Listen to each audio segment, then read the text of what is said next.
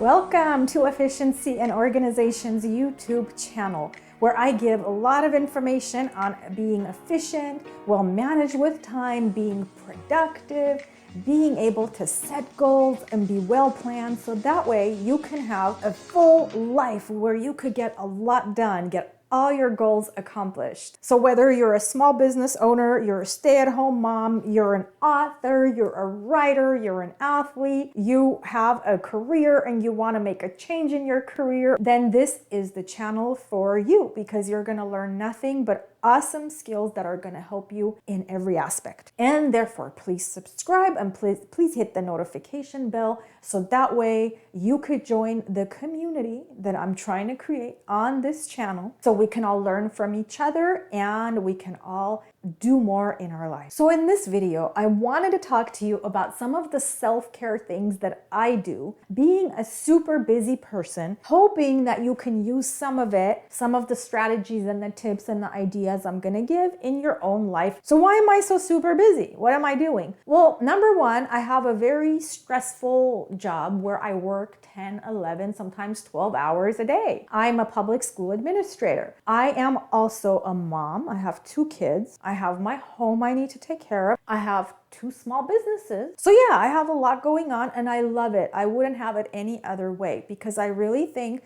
that in life, if we're given opportunities to live, we should do as much as we can every day to accomplish a lot. But every now and then, with having a busy schedule, we get tired. So this is how I try to incorporate self-care into my day. So number one, before I even tell you about self-care, I'm going to tell you how important it is to organize your time, because you're not going to be able to do self-care unless you have your day timed and planned so well to prioritize self-care. Okay, so which is why I talk about efficiency and organization on this channel and on the website. But for purposes of this video, what are some things that I do? Number one, when I need a break, I love taking a book, like a novel. I usually like to get like the Penguin classics and the old novels, and I go either to the backyard if the weather permits and sit there and read. I have like really nice patio furniture and stuff that I've bought over the years. We have the trees. It's not a big yard, so I take my phone,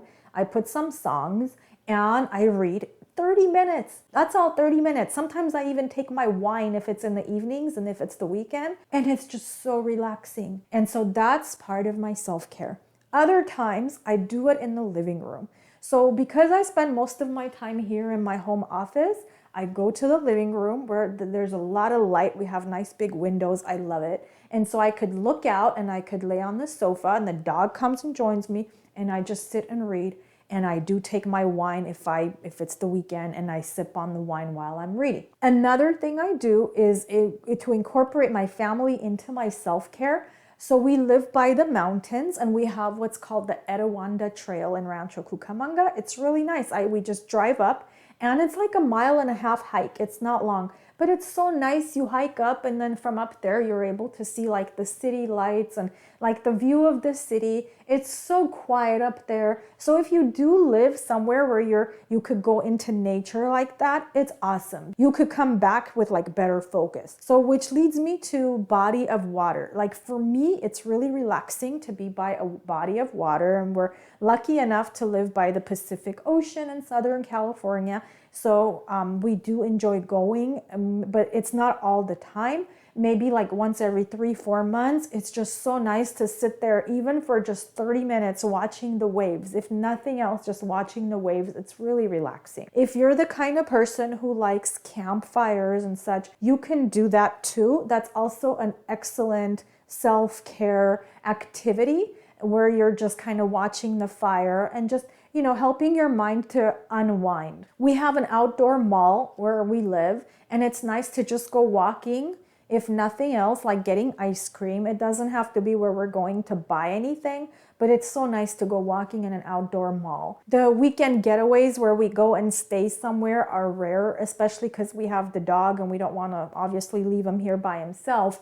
But every so often, as a self-care activity, I do a 3-day weekend getaway if I'm gonna be home and the kids are gonna be home. When it's a really busy day, that I know it's gonna be a busy day at work especially, or I'm gonna put a lot of time, I do tend to stop by at a coffee shop in the morning, and just getting coffee with a little baked good, just sitting there for 10 minutes just to relax before I get the day started is a great self-care activity that I do that you could try as well. And lastly, I want to mention once a week, this is me and my self-care. I go for manicure and I go to get my hair done. Once a week, I go to the dry bar and I go to my manicures. And that to me, it's just not, it's self-care to, I think, look the way I want to look. And also it helps with my confidence. And also just, I think it's a relaxing experience. Now, if you have a super busy schedule yourself, let me know what kind of things you do in your life. What kind of things help you with self-care? What short but relaxing things do you do? Because you know what? If we're building a community here on this YouTube channel, we need to learn from each other.